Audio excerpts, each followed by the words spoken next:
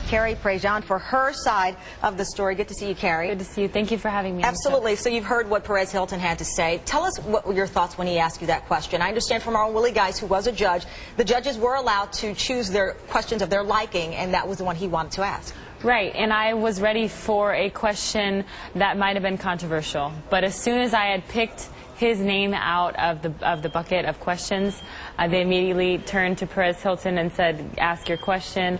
And from there, as soon as he immediately opened his mouth, I said, uh-oh, this might be going in the wrong direction. He said you gave the worst answer in beauty pageant history. Well, I don't think I gave the worst answer in beauty pageant history, but I didn't give the answer that he would have wanted me to give. Did you give the answer that was in your heart? Or do you regret I stood the up answer? there and I was completely nervous. I was on national television with millions of people watching me, and if you can imagine being called into the top 5 at Miss USA, it's a huge accomplishment. I worked so hard to get to that point, and I was just focusing on just answering my question. And immediately after he asked me the question, I started talking, and I said, should I be politically correct, or should I follow my heart and follow what's right to myself and my beliefs? And I said, you know what? I'm laying it out on the table. This is who I am, and this is what I believe, and I'm going to stand by what I believe. And he's standing by what he has said about you. Yesterday on MSNBC, he used some very colorful language. Let's face it, I want to play what he said. It is not even colorful. This is what he said about you. I said the B word, and I was very angry. And you know what?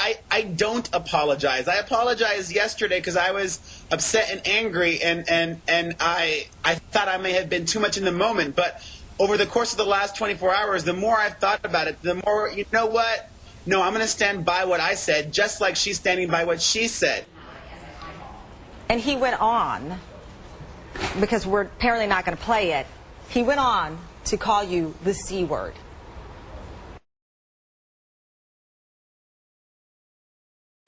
Yes, I said the B word, and I was very angry. And you know what?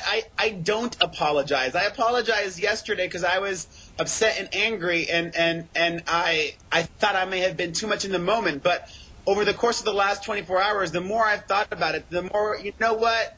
No, I'm going to stand by what I said, just like she's standing by what she said. And I called her the B word, and hey, I was thinking the C word, and I didn't say it.